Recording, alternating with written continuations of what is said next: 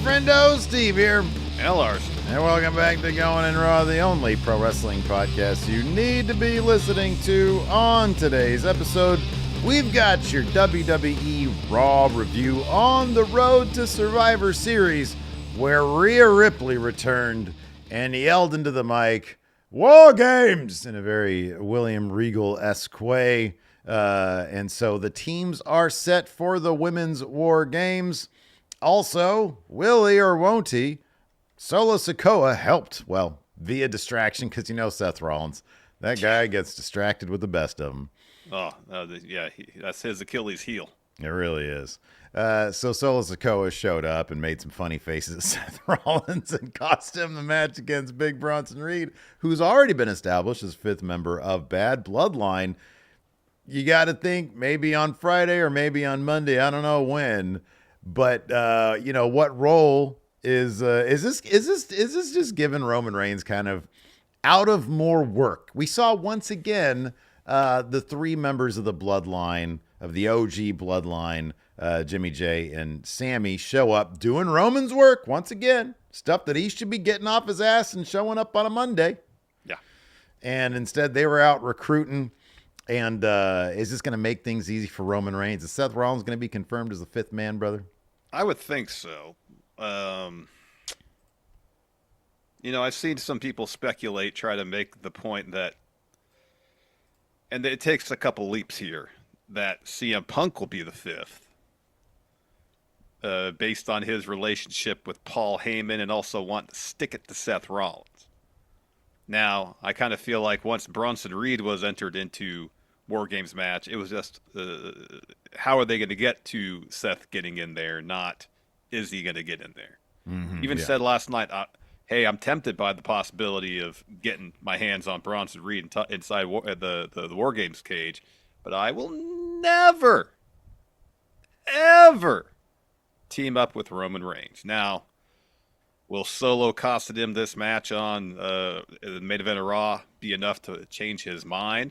Will his desire to get his hands on Bronson Reed inside a couple cages override his hesitancy to team with Roman? You got to expect either that or something else has got to happen on the road to War Games, because, yes, Seth Rollins will be the fifth member. Yeah, I don't know, but I assume Punk is going to come back at some point in the future. I feel like he'll come back and confront Gunther after Gunther beats Damian Priest. Yeah, I was thinking the same thing, either at Survivor Series or on the Raw following Survivor Series. That seems probably a likely scenario because that's got to be the match going forward. I don't know for what, Saturday night's main event, whatever the situation is going to be. Apparently Cody versus Kevin Owens is one of the matches there. You got to figure Roman versus Solo is going to be the other one there. Let's talk about Rhea Ripley. She came back. Everybody was shocked because it was so early. It was reported earlier last week that Rhea's return would be sooner rather than later. So she was added to Team War Games. What do you make of her big return? So when we were discussing the possibility of the fifth member for War Games of the women's match last Friday after SmackDown, at that point I already knew that, because this was taped Raw, that I knew that Rhea had returned, was going to be a member of the team, and so I did act like I didn't know that. Okay. So that's why I said during the course of that conversation, there could be somebody else. Okay. Anyways, they're obviously focusing primarily on the Rhea Liv storyline as opposed to some of the other storylines that could be interesting if they had gone with Bayley. Yeah, I agree with that. I'm glad. I'm glad they didn't go down the route of, hey Bayley, you want in on this team, and then people were like, no, we don't want you, because there was some really, really interesting stuff there that they could have done. Rhea's a big deal. Rhea versus Liv clearly is Triple H's women's feud that he's really into right now, and so Rhea Ripley gets the big pop and everything. But yeah, I mean, I imagine, I would think that if she wasn't ready to come back, it would have been Bailey, and they would have explored that story. Yeah. But I understand why they're going to go with Rhea. He's Triple H's favorite, and it is I mean, it is the big story. It's the big story. And I thought they did a great job writing her off, weeks ago on NXT with the big parking lot thing. I thought that was a pretty cool moment. Yeah. But yeah, I don't know. So far, it's been like two situations where she's gone down because of injury. The first one, I'm still kind of like, I wonder if she was just taking some time Oh, off. the shoulder injury, yeah. The shoulder thing, yeah. But this seemed to be a real situation, and she's back now. She has the undashing mask on, which is cool. The Rip Hamilton mask. The Rip Hamilton mask, yeah, exactly. So I mean, and like I said last, I think Friday, War Games. You know what, man? You don't have to do all sorts of crazy shit in War Games. Nobody's going to be coming off of. If anybody's going to be jumping off anything, it's going to be EO because she's well versed in doing that. Yeah. But all you got to do is walk around with, steel steps or a kendo stick or a chair or whatever, or a garbage can or something like that. A garbage or you can. just do what Okada did in Blood and Guts. Just take a staple of the finger and then you just chill the rest of the time. Right, exactly. Yeah.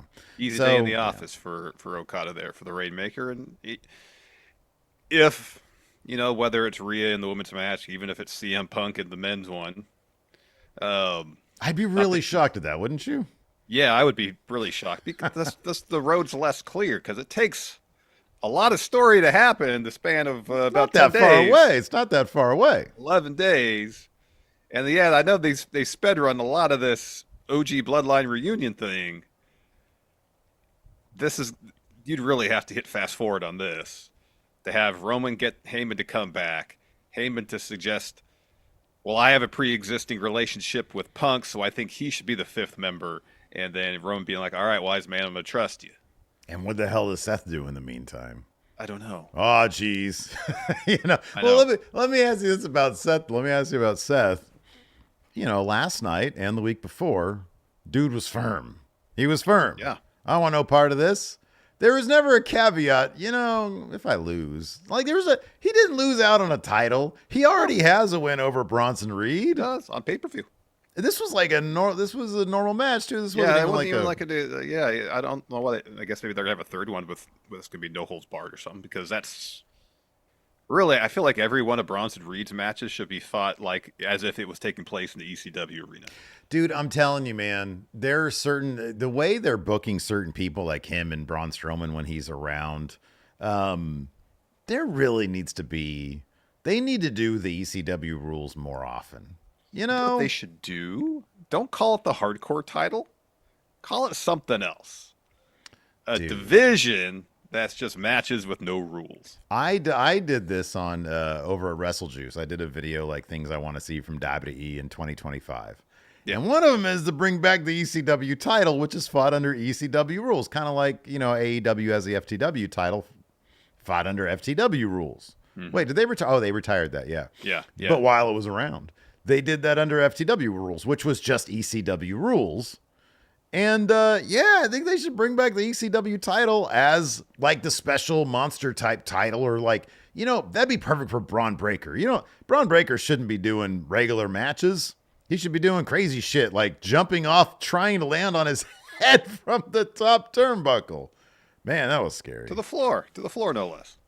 Yeah, to the floor. Yeah, to the floor, exactly. To the floor. So yeah, something's got to happen on Friday, next Monday, whatever. If they really want to kind of milk the drama or attempt to milk the drama of will Seth join, they might wait till the go home SmackDown before Survivor Series for all we know. That could be. Don't know. Yeah. But it seems like, again, they sped run so much of this Bloodline story, and then now that they're so close to the finish line in terms of War Games and filling out the team, this is when they're gonna milk it, or try to milk it. You think? Hey, are they going to do the thing? Because they did this with Orton last year. Are they going to do a will he or won't he situation? Oh, maybe. Where who's like the we fifth won't even man, know. Brother. They gotta have Nick Aldis say that they have like a contract signing or a face-to-face. Who's the fifth man, brother? Oh, yeah. Roman, who's the fifth man, brother? Yeah. And then it's like you'll find out at Survivor Series. Yeah, do that. And then that could be. And then I'll say, "Are you going retro?" Are you going retro? That's such an in joke. Let me ask you this really quick. Did you see Somebody posted this on Reddit. Oh, then I didn't see it. Okay. All right. Well, maybe you'd seen it on Twitter or something else. I know you're still on that hell site. Boy, I signed up. I signed back up to that for a burner because I'm like, I need more content for like us to react to like, cringy ass tweets and shit like that. Yeah. That place is a mess. It is. That place is a disaster. Anyways, It is. no. Somebody posted there's like a clip from SmackDown when Roman and the other three dudes are all in their booty suite, like the downgraded suite. Yeah. And Solo's music hits. Oh, and Sammy throws the phone on the couch. You did see that, yeah. I did see that. It wasn't on Reddit. A lot of people posted that on Twitter, yeah. Okay, sure, yeah. What's your take on that? I'm kind of curious because I just saw that this morning. My first instinct was, when we play basketball, we don't keep our phones in our pockets. We take them out and put them someplace safe. Maybe Sammy thought, oh, bad bloodline's coming out. We're about to go out and throw hands. I don't want to do that with my phone in my pocket. I think that's a reasonable explanation. Well, let me ask you, I guess, moreover, was this character or performer? Because I'm like, well, yeah, I know what you're saying. Yeah. Was this like part of the thing, or is this like, Sami Zayn, like, whatever, Rami, whatever. Well, what would be Sammy's motivation to throw the phone on the couch? Like, Roman would know. Roman would know if it was his phone.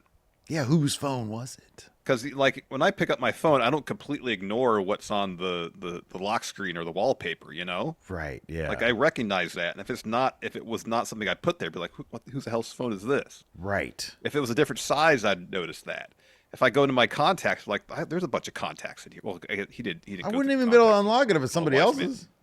Yeah, that's true. Yeah, I'm assuming they keep their shit locked. My goodness. Yeah. So, yeah, I don't know what to make of that. It just felt like we might go throw hands. I don't want to do that with my phone in my pocket. I'm going to toss it on the couch here. I feel like it was like Sami Zayn, the person, out of character, being like, oh, dude, I got to get rid of this because I don't know. Because maybe a little bit of both.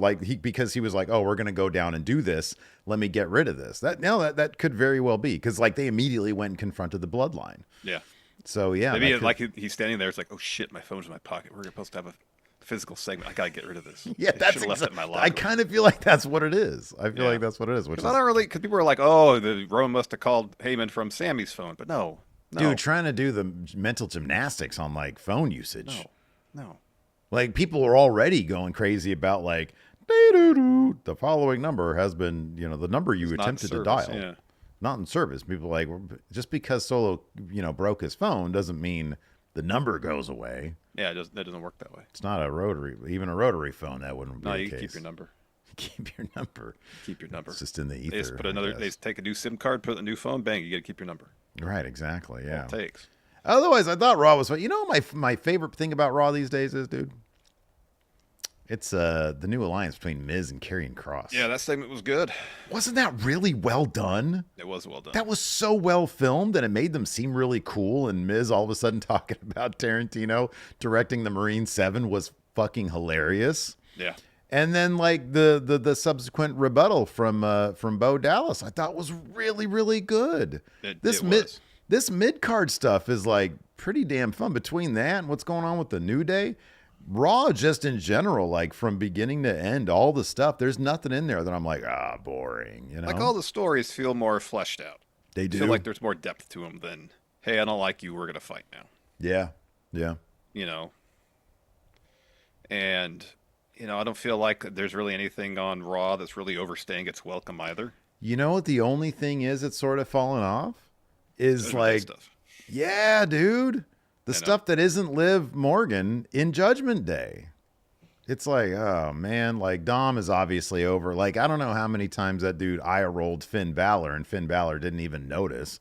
Or if he did notice, he didn't really care about it because he knows Dom hates him and they're, passive-aggressive towards each other.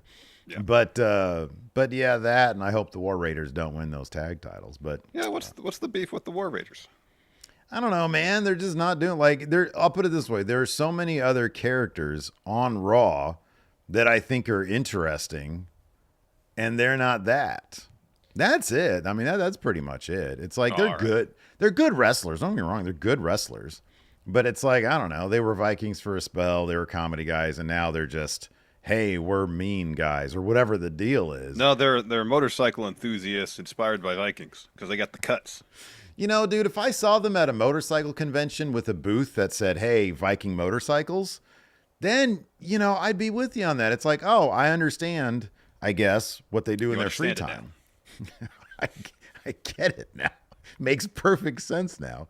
But, like, I'm just like, I don't really care about these. Like, dude, Otis and Tozawa, give me those guys. Give me those guys. No, Even the Creeds, like, you know, with whatever weird shit's going on with them and American Made and Chad Gable. You know, that would be kind of interesting. Like, I don't really know what they're about, but I like that the dude has a goofy laugh. The New Day are an absolute disaster, and I get the feeling they're going to lose to Otis and Tozawa next week when they fight them. Like, there's just too many other people that I feel, or look, there's not a ton of them because they've neglected their tag division. Yeah. But like really War Raiders just to show up and they're like, hey, we've stripped down. We're not Vikings anymore. Now we're motorcycle guys, I guess. Who still inspired by Vikings. Who were inspired by Vikings. You know, we watch History Channel. We've watched YouTube shorts about Viking culture and mythology. Mm-hmm. Doesn't really do much for me. Doesn't do much for me. Now, is there a way they could take that nugget of an idea, and flesh it out so it's something you're into? Yeah, absolutely. What if they had like motorized longboats instead of motorcycles? Longboat, wow, yeah, okay, yeah. Show them out there, you know, doing stuff like that. You know, maybe if, dude, I don't know. Show them backstage being funny. That'll do it for me. Simple things like that. What do I find interesting, Larson? Farts. Them blowing up the catering. It's like, oh, in the food area, you guys are real assholes. That's heat. That is physical and metaphorical. Yeah. How dare you? How dare you pass gas? Whoa, those War Raiders. Prime rib here. The succulent prime rib. The most succulent prime rib. Now I can't eat it because it's got your poo molecules all over it from your farts. Yeah, man, it's got your defecation gas. You bastards. So I don't know, man. They just show up. And it's like, hey, we're a theme tag team. So then they get the titles. Nah, I'm not down with that. No, I understand. You need to put a little more effort into it, you know. Like the it. Motor City Machine Guns. Look at them, man. I know these guys. I've seen, you know, I mean, their story is kind of happy to be there right now. Right, exactly. Yeah.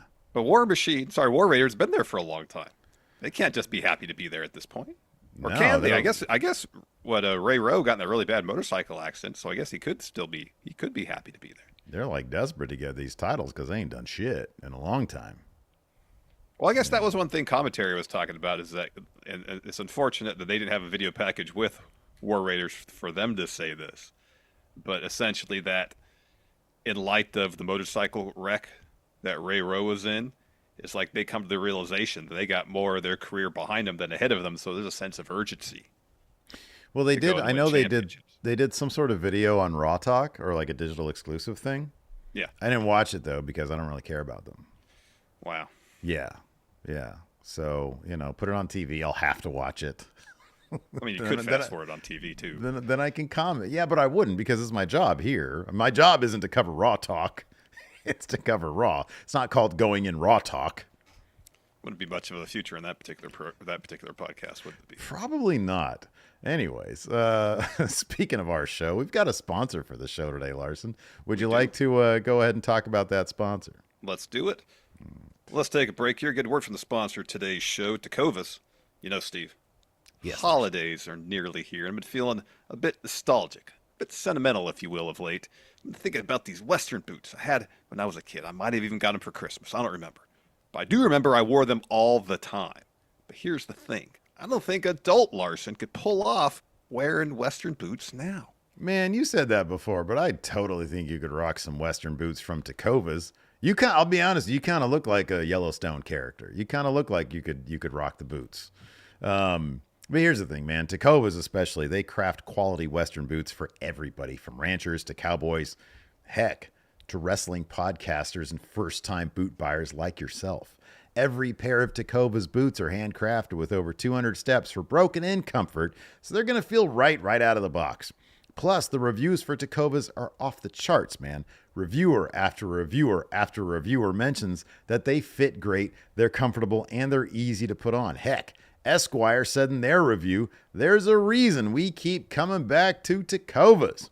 And with Tecovas Best in the West guarantee, you get free returns and exchanges for 30 days. Well, sounds like I owe it to my feet to pull on a pair of Tecovas. Right now, get 10% off at tecovas.com/raw when you sign up for email and texts. That's 10% off at tecovas.com/raw. Tecovas.com/raw. See site for details. Tecovas. Point your toes west. That's right. We want to welcome Friendo Club member Mr. Dope. What's up, Mr. Dope? Thanks for your membership here on the channel. Dope. Hopefully, Mr. Dope will enjoy our over 700 bonus episodes that we offer here at the Friendo Club. There's 2 ways to get the Friendo Club membership that Mr. Dope is going to enjoy today. That's by clicking join right here at youtube.com/Stephen Larson, or go to patreon.com/Stephen Larson. Click on the Friendo Club setup. Either way you do it, it's $5 a month. It's a great way to help support Going in Raw. You get access to those aforementioned bonus episodes. You also got access to the Big Blue Predictions Challenge. Full Gear is coming up. We're going to have some news on our participation, or lack thereof, in the Full Gear festivities this weekend. We'll talk about that, our schedule, in just a second here. But we've got, regardless of whether or not we're going to be doing a watch-along, we got the Big Blue Predictions Challenge Phase 2 of the month of November going down. So be sure, once that prediction form goes live, you submit your predictions, and you'll have a chance at winning the Big Blue Predictions Championship hat. Look at this. This one even has one strand of my poor dog's hair on it, who passed away last week. I'm going to save this one for me. You don't get that. Or maybe I keep it on there, you know. You get a little souvenir there. The Big Blue Predictions hat. Larson, if you win this thing, you better keep that fucking hair on there, dude. Yep, go right back there. There you go. Little piece of chips. It'll be sitting there growling at you like she used to do here at the house. So there's that. Also, the access to our question thread. So if you sign up for the Friendo Club setup, you get the chance to ask questions here on the show. Quick programming note, though. Larson's got family obligations this coming weekend, and, that stuff is important. And so this is going to be the one pay-per-view of the year, the one AEW pay-per-view of the year that he will not be doing the watch-along for. I've decided I'm going to, over at my Twitch channel, which I've renamed Wrestling Juice, because Wrestle Juice wasn't available. It's Wrestling Juice. Did you ever consider just keeping it MS Steve here then? Yeah, I don't know. In the moment, there was like a bunch of options that I just didn't think of at the time. I was like, this would be a funny one, though, because I did a whole Wrestle Juice video on another YouTube channel called Wrestling Juice, where I'm like, these people, right. It's literally just like Wrestling News Now stuff, but the name is Wrestling Juice. And I'm like, do they know that I used to make fun of that shit? Is this the same person? Like, it's lore at this point. Yeah, that's interesting. So I decided to take the Wrestling Juice name on Twitch as a counteroffensive. I've been watching that Turning Point documentary you turned me on to, Larson. Yeah. It's counteroffensive. So I will be doing a watch-along of AEW 0 Hour to Full Gear so I can bring the boom and watch the Costco guys reign victorious over QT Marshall. Are you going to have all your confidence points for your predictions form on AJ getting the win over QT? Big time. Oh, yeah, absolutely. Yeah. I'm going to have, you know how many confidence points I'm going to have?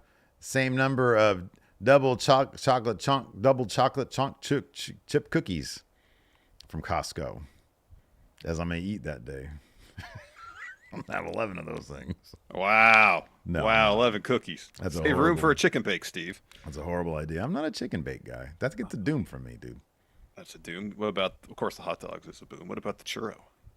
Oh, big boom. Big boom for the churro. Absolutely. Yeah, churros are good. I don't know why that little kid likes that chicken bake, though. Those things are bland. I know other people like the chicken bake. It just ain't for me.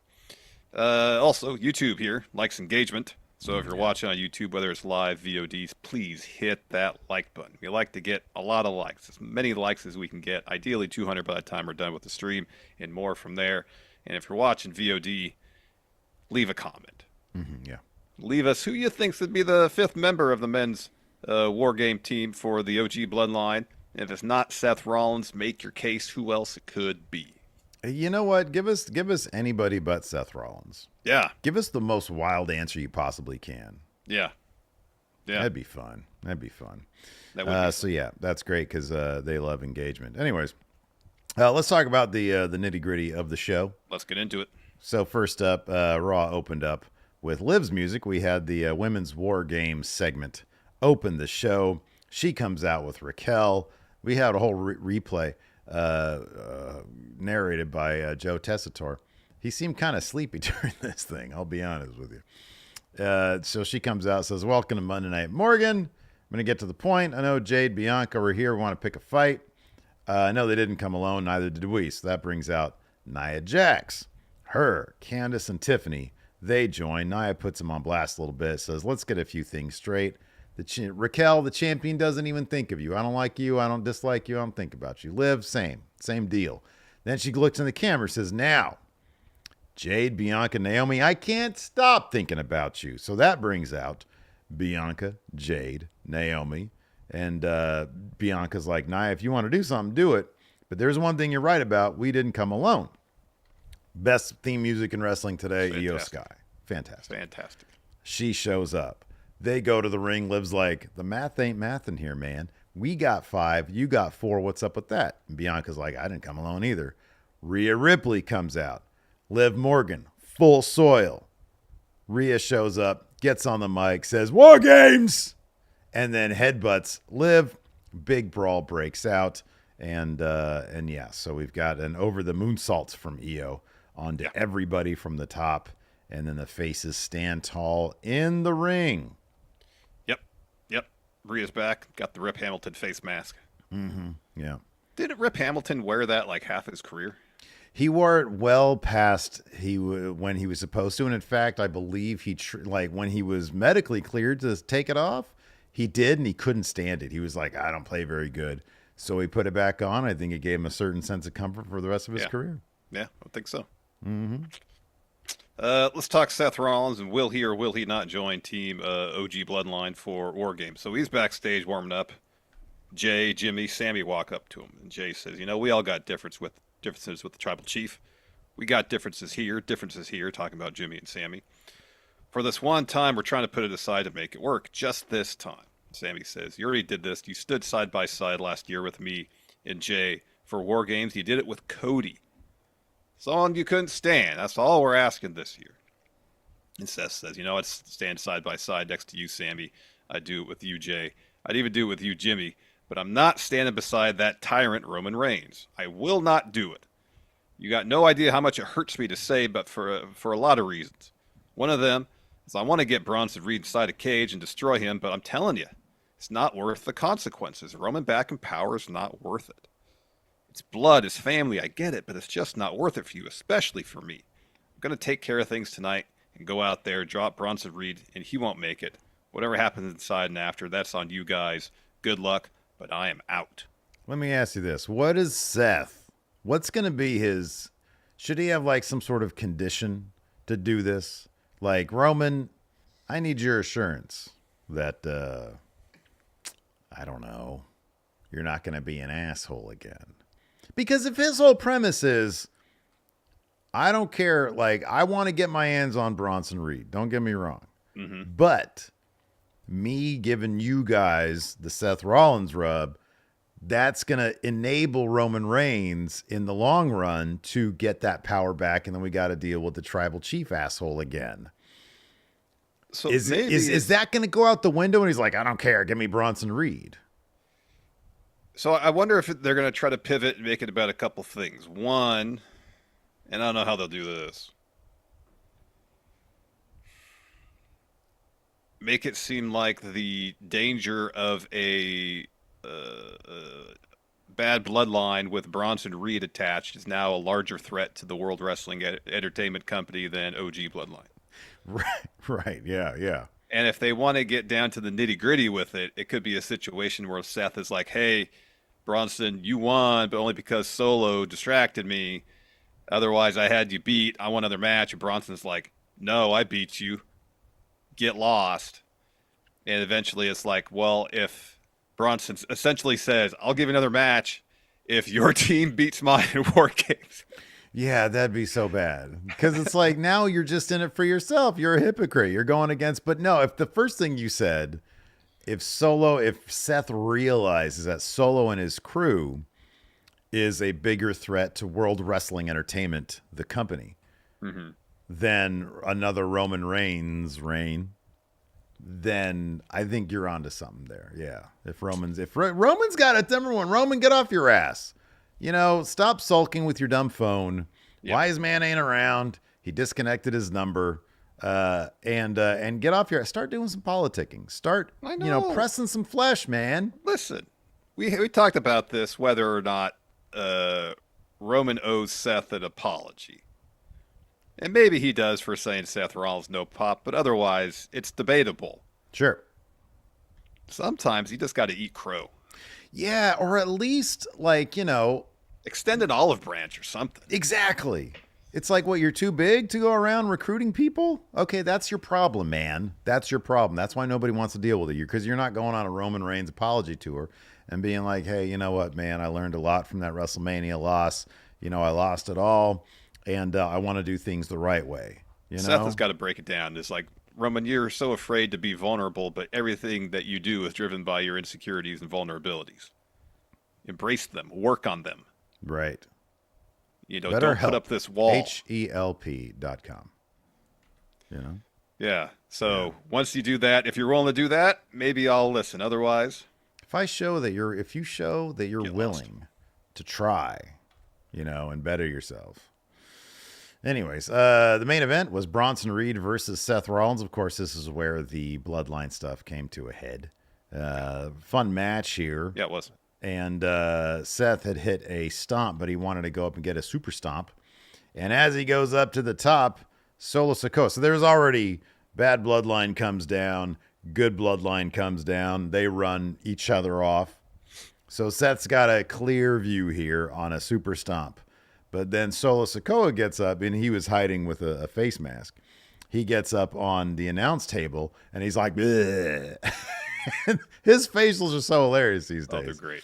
And so Seth's like, and that allowed Bronson Reed to hit Death Valley Driver, and then two very quick successive sentons, and then a tsunami to get the win. And after the match, Solo gets in there. He raises the arm of Big Bronson Reed, and the show goes off the air. So we don't know at this point what Seth Rollins is going to do. I don't think there's nothing more taped, right? No, right? I don't think so. Okay. No. All right. They might be taping in a couple weeks. I think maybe after Survivor Series they're doing a couple taped episodes. Oh, but next week is live. I think so. And then then it's just Survivor Series. Okay. It's interesting to see so many people on social media getting upset about these taped episodes. Yeah, I don't know, man. Do you think they're really upset, Larson? No, they Or probably just want something to get upset about. But Yeah. it's like, oh, what's an inconvenience for me? This is my feelings. This is kind of encapsulating the sentiment among some on social media. It's inconvenient for me to avoid spoilers on these taped episodes, therefore I don't like them. Well, think about the wrestlers. They get time off to spend with their family, something they don't often get a time to do. So, Dude, like, honestly, like, sometimes it's like it's unless it depends on how you're curating your social media. Like, honestly, when tapings happen, I'm like, unless I really look for them, I don't. I mean, 'cause I know that there's plenty of accounts out there that just sort of put them out there, but I don't know. I feel like it's not too difficult to excise that from your social media feed. No. So let's talk Gunther, Damian Priest. They got a World Heavyweight Championship feud going on right now. So during Raw, Ludwig's backstage. Gunther walks up to him. And then says, "Why did you do that out there? You don't speak for me." Talk about last week. It's not what I meant when I said be better. You know who you are, and you need to go out there and make a name for yourself. Speak for yourself. And then Gunther starts talking to him in German and mentions his father, Mm-hmm. Axel Dieter, who is a pretty prominent pro wrestler in Germany. And he says, from now on, stand as your own man. He goes to leave. Kaiser does, and Gunther pulls him back and says, look at me. Show me. Look at my eyes. What do you see? Da-da-da-da-da, da-da-da-da-da. Says, do you see the old ring general? And Kaiser's like, yeah, What of should I course. say? Yeah, what should I say here? Of course, Gunther, nothing's changed. Yeah. You're still my ring general. Duh. And then Gunther says, he thinks he got under my skin. Priest is nuts. Go out there for yourself and sort things out. So then Gunther turns around, sees Priest, and he actually has to do the heavy side to get to get brave enough to go over there and confront him. Yeah, man. And so Priest is over off camera, signing autographs at the table. Camera pans over. So Gunther goes over there, puts him in a sleeper.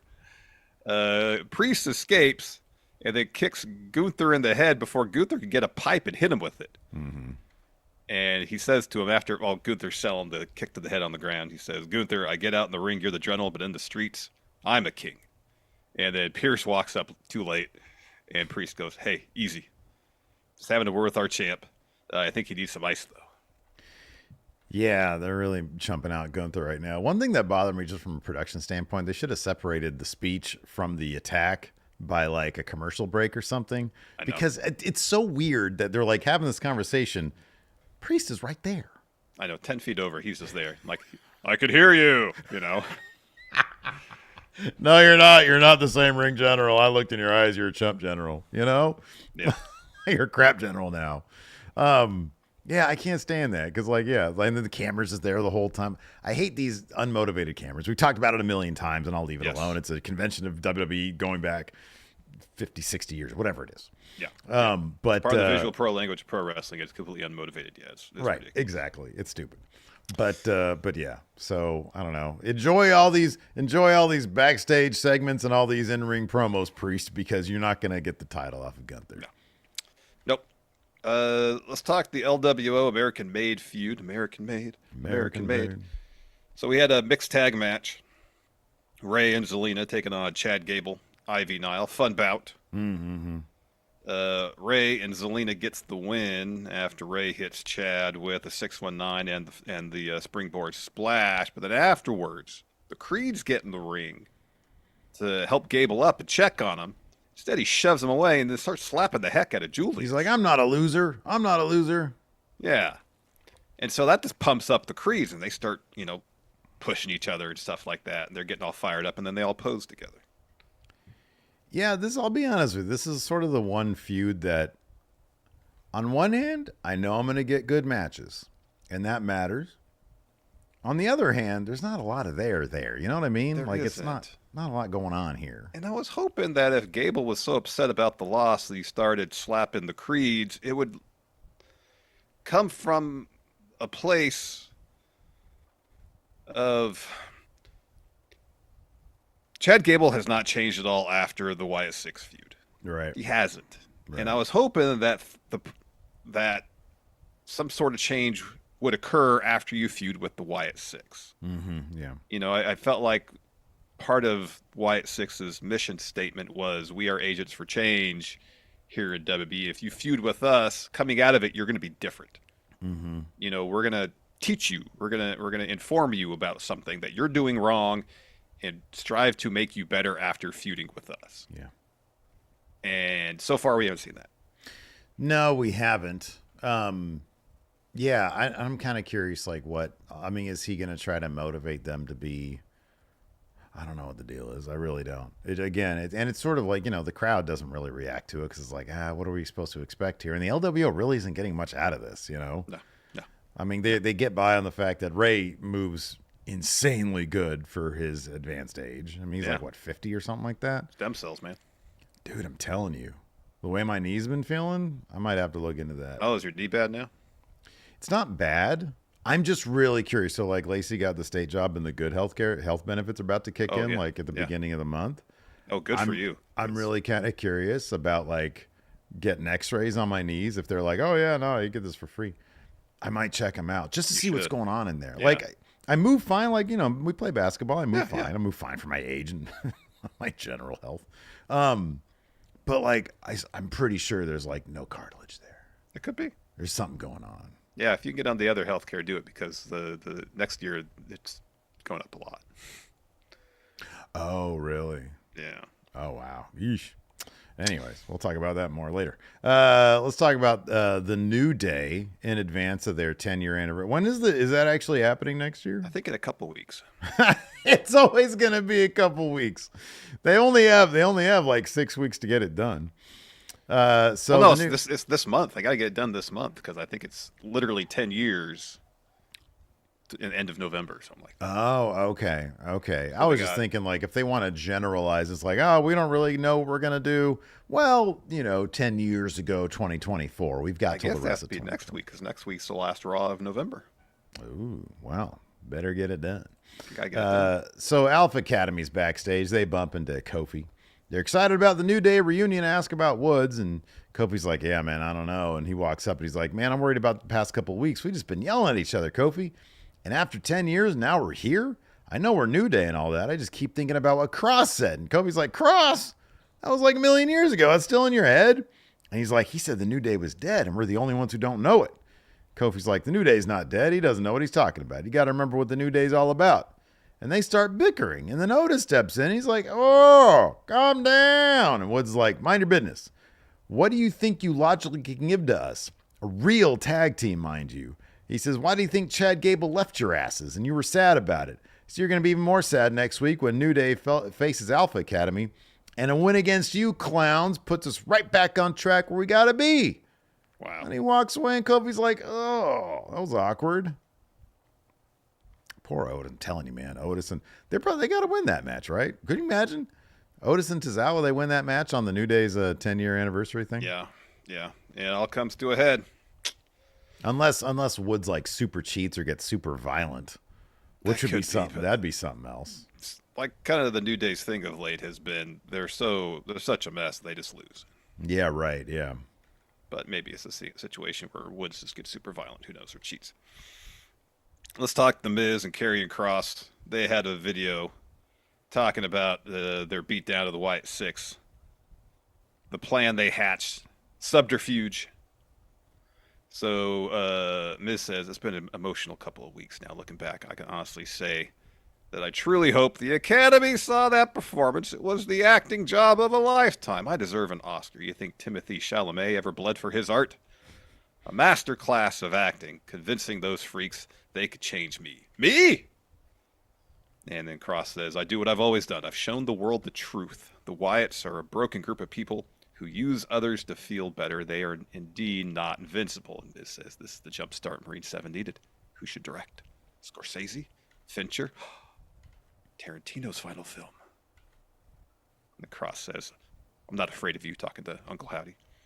"You will continue to play the game that I control. TikTok."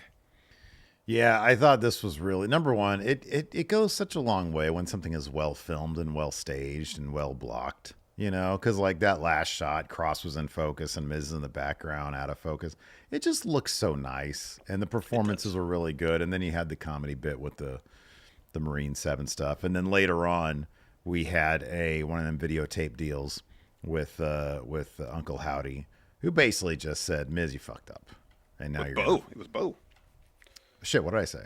You said Uncle Howdy. I know they're one and the same, but he wasn't wearing it. Dude, he looked a lot like Bray, in fact. He had that the hair first down shot? face.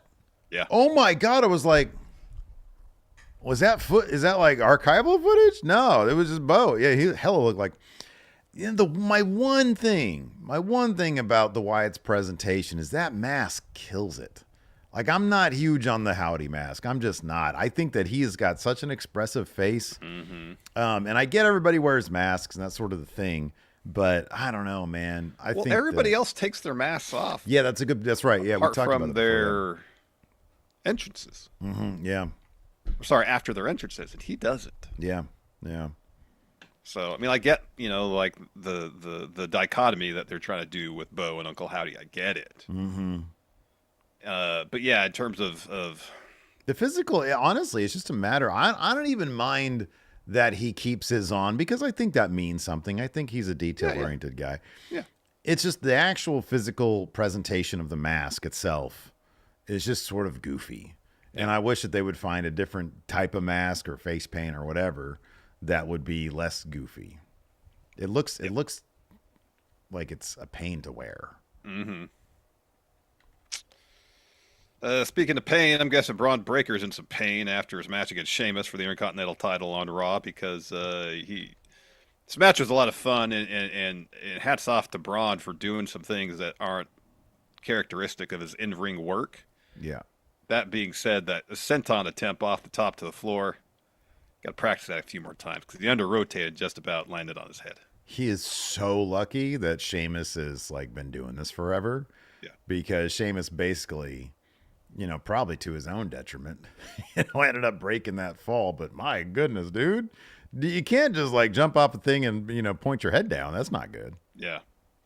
You got to swing those legs over. Yeah, man. Fun bout. That counter with Sheamus countered the spear with a knee was awesome. Yeah, that was cool. It was a fun match. So after that, Sheamus covers. Braun kicks out. So Sheamus is looking for a brogue kick. But then Braun counters with the spear. Sheamus, being the veteran, rolls to the floor.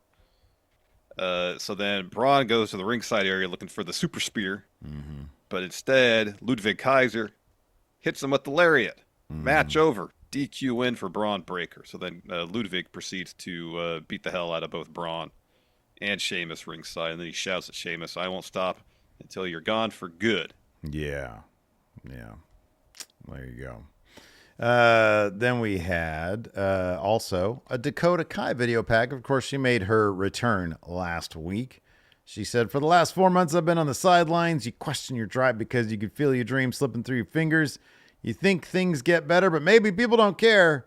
You ask yourself, am I good enough? I never wanted this more. I love this more. I'm going to show people why Dakota Kai is a champion. I'm ready. I'm good guy now." So, yeah. Also, we had the Judgment Day battling the War Raiders, not the current tag champions Judgment Day, but Finn Balor set it up for Dominic Mysterio because he didn't really like him too much, and Carlito, who's kind of just collateral damage at this point, and he was trying to hype him up in the back. He was like, "Hey, I know the War Raiders. Go after their neck." And then he thought about it. And he was like, or maybe that'll just piss him off. So he's just fucking with the Judgment Day right now. But even before that, Liv was freaking out because Rhea's back, and he walks up yeah. and says, "Hey, you got a lot to worry about.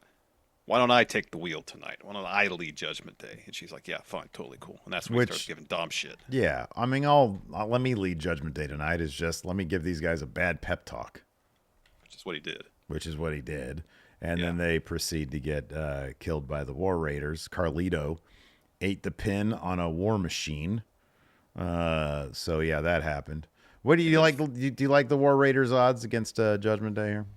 Against for the tag titles? I do, but at the same time, they're not the most interesting characters, so I don't feel like it's going to move the needle much for them if they win. Yeah, I don't disagree with that. But then at least they're doing something with the tag titles. Maybe they'll be defended more often. So after War Raiders get the win, Finn and JD attack them, lay them out. Finn hits a coup de grace. They pose over the War Raiders, and then that's interrupted by the Bo Dallas video. And he says, "I tried to warn you. The trust of the innocent is a liar's most useful tool. We offered you salvation, free you from the pit. I tried to warn you, but you've damned yourself. I'm sorry for what happens next. You chose this. Your hands will be forever bloodstained, crimson, scarlet red because of your actions. You will lose what matters most. I never wanted this." I never wanted this man. Then we had a Lyra Valkyria video package. She says, "A phoenix has to burn before it can rise. When I was drafted, I was thrown into the fire, but I didn't burn. I hit the ground running, stood toe-to-toe with the best, and thrived. I used to think I was a phoenix, but I'm so much more. I am Lyra Valkyria. I don't burn, I rise. I'm coming for everyone." Locker room's on notice. She just put him on notice. You know what Dakota Kai did earlier in her video? Put the locker room on notice. Put him on notice. Specifically the champions, because she wants championship gold. She put the champions on notice. Champions, all on notice. All on notice. Would you like to answer some questions? This is your notice to answer some questions. We're going to put these questions on notice. First up, Jonathan Vieira. What if Jimmy is sent to Impact to do his solo run? Run is correct. Get out of there, Jimmy. Yeah, no, that's not happening. Jimmy's a big deal. Part of the bloodline. Lonnie here asks, can you see Tiffany Stratton attempting to cash in on either Liv or Nia during the War Games match? Is it even possible? Didn't Damian Priest try to cash in last year during War Games? Oh, did he? Yeah, I think so. Oof. Well, I guess it's possible. There's a lot of moving pieces there. I probably wouldn't do that. Yeah. You'd think there's a lot in the way to a successful cash in. Yeah. Yeah, that's a lot. The captain is a dog. Says, do you like the King's new alternate red and blue jerseys, and have you seen the new special mascot, Larson? Oh yeah, the new mascot's great. What's his name? Royale. Yeah, it's because when they're the Cincinnati Royals, I guess it's They were the reference Royals. to the mascot. Then yeah, Yeah. I want the Kings to bring back the powder blue jerseys with the names below the numbers. Yeah, those were prime. Yeah, I'm a fan. I like the blue and red. I think it looks good. You know, they just look like standard jerseys. They're not like, flashy or anything. They have the ones that where Kings the type is vertical. Yeah. Right.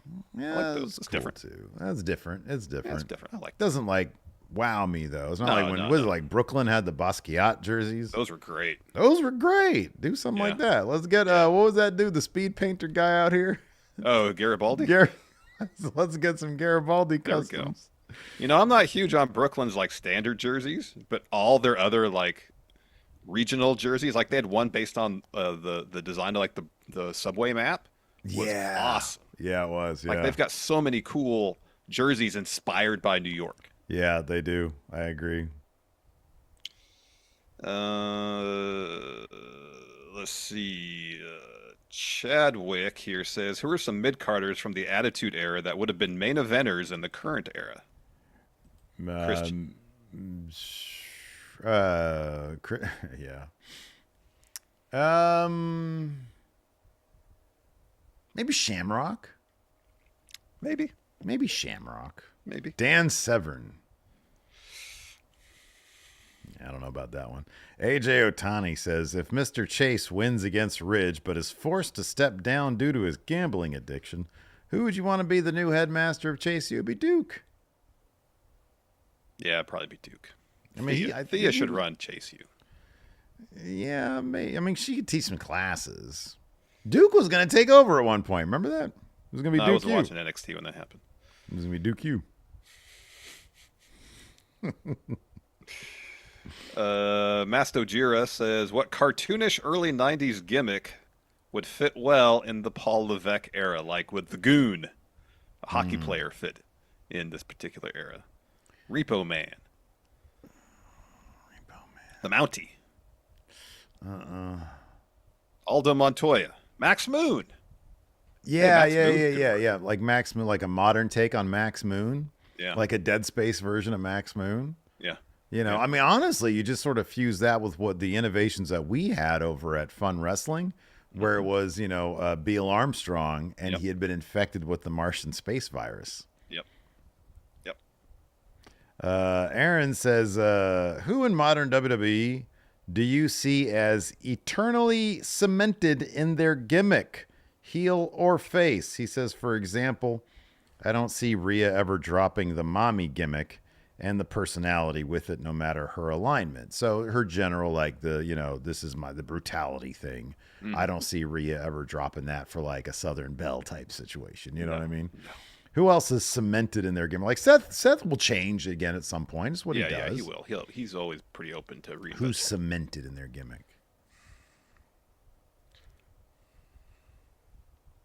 I feel like after Otis tried his hand at being Vader 2.0, they're not going to do, and I think he's going to stick with what he's got. I think here's the thing. This isn't a gimmick, but I think Kevin Owens will always be true to who his character is. Okay, yeah. And so if that's a gimmick, sure. But his face turns and heel turns will always be motivated by who his character is. Always. Yeah. And he always tries to make that the case. Yeah. So like the person that Kevin Owens is doesn't change. The circumstances around him that influence how he behaves, essentially, if that makes sense. Yeah.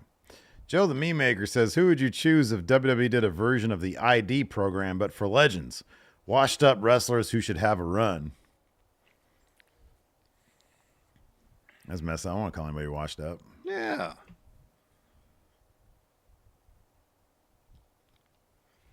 Um, Is Johnny Hotbody still wrestling? I don't know. Good question. Sandman. See, he's not wrestling still. Probably not. I don't think so. Nick Cruz said, if you had to replace any Tarantino character with The Miz across any of his films, who would you choose? Oh, dude, I think he'd be a killer. You still haven't seen Once Upon a Time in Hollywood. What was the name? Rick something or another? Yeah, Leo DiCaprio's character. Bruce Willis's character in Pulp Fiction. Oh, I wouldn't. There's something so legit about Bruce. I know. I'm trying to think of somebody else in Pulp Fiction. Like Jimmy, the guy they shot in the head on accident in the car. Maybe Eric Stoltz. Hey, yeah, that could work. That's not a bad work. one. And Maurice be the Arquette. What's her name? Not Patricia Arquette. Yeah, Patricia Arquette. Rosanna, yeah. John and Alistair Voice says, what is this? Would you all consider doing James's Answer For It show? It's teams of 2. Oh, that's James Willems. He's got a quiz show he does. Oh. Like a live quiz show. If we were asked, heck yeah, that sounds like fun. Yeah. Of course, absolutely. Oh, this is a good question. AJ says, in honor of WWE films, pitch a movie plot for any current wrestler. A movie plot for any, but does it have to be utilize their current Otis character? goes back to college. All right, that's good. It's like Back to School with Rodney Dangerfield. Yeah, right. Yeah. I haven't seen that movie in forever. Or Summer School with Mark Harmon. Yeah. Although I guess that was high school. Otis does a triple Lindy. There you go. Just trying to think of all like the school-based 80s movies in my mind. Carl says, besides Judgment Day, what wrestling theme would make the best James Bond opening credits song? Oh, Judgment Day's a good one. It is a good one. Yeah. Dun, dun, dun, dun. Yeah, that's a good one. Imagine if James Bond came out, James Bond was rolling to like Miz's theme song. I came to play. It's the price to pay. You know, in the right circumstance, I could see EO's theme working for a Bond theme. Oh, for sure. Yeah. No, I can see that. That's a good one. Let's see here. Oh, wow. Dave Matushek says, do you consider AEW moving shows to smaller venues a positive? Yeah. There's a line there, though. You don't want to they start shouldn't be looking doing like it in front of TNA, 500, bro. like a 500 seat place. But if Yeah, they can, right. I've been saying for a while, you do the college arenas on, but you're in Philadelphia, you have your show at Temple University at the basketball arena there rather than where the 76ers play, Yeah. If you ain't going to fill a 10,000 seat arena, you're going to have 2,500 people there, and you got to block the entire show to hide the fact the place is basically empty, and the acoustics suck because it's so empty. You can hear conversations going on ringside. You could fill 2,500, a 2,500 to 3,000 seat arena. You do that. Look, you pipe in crowd noise. You keep on booking the 10,000. You pipe in crowd noise, and you just you use AI technology to put in people. They're just Like bleeding people money at that point. Their hands are all like bent up and weird, like AI. I know. Phasing through the ring ropes or contorting around them. Yeah. Getting in the ring. Yeah. Lux says, I've been meaning to ask this forever, but why does AEW struggle with follow-up? Oh, that's something they've always had a problem with. Because Tony Khan doesn't understand how to book week-to-week professional wrestling. He doesn't think week-to-week booking, long-term booking exists. So all he does is do week-to-week. Well, I think there's kind of a difference between I don't know. It depends on the definition of long-term booking, which I think can sort of be a range of things. But I simply think that AEW, when you think of week-to-week wrestling, and how stories build and where the payoffs go, AEW's always had structurally an issue with their storytelling. And I think that, along with a couple other things, are the main reason, whether you like it or not. It's the reason why they've had a hard time not bleeding viewership. I was shocked the other day. I looked, well, what was their overall viewership in January of 2024? It was like 800,000 on the regular, and now they're like at 650. Yeah. That's a pretty big chunk of people right there. Yeah, it is. And I think I think there's a number of issues, but I think that how they, I mean, it's in some ways it is similar to how Vince was doing it in his last years, which was just like, God damn, dude, like all these weird rematches that don't make any sense and Stuff being dropped kind of out of nowhere. Yeah. yeah, kind of. But I think there's just some. But I think even Vince could kind of like, you know, he had that structure in mind. Like he understood inherently the structure of telling professional wrestling, leading like to monthly pay-per-views. And I think that's something that I think is kind of really super underrated because it's more of a nebulous, abstract idea. But I think that's something that AEW's always struggled with. I mean, when it comes to follow-up, I think once Tony Khan has the conclusion of the story in mind, then it's hard for him to come up with something else involving one, if not both, the participants. Mm-hmm. Yeah. Yeah. Yeah, I think he's onto something else before he comes up with whatever's next for them. Yeah, I think you're right. I think you're right. I think there's been like a couple of really good stories in AEW Yeah, that have actually been booked out really, really well. I have. Yeah, same. But yeah, I think that generally across all three programs they have, that's a pretty big issue. Mm-hmm. Anyways, that's all the questions I have over here, dude. Yeah, same. Okay, well that's gonna do it for the show today. Thanks everybody for tuning in. We appreciate it. Till next time, we'll see you around. Goodbye.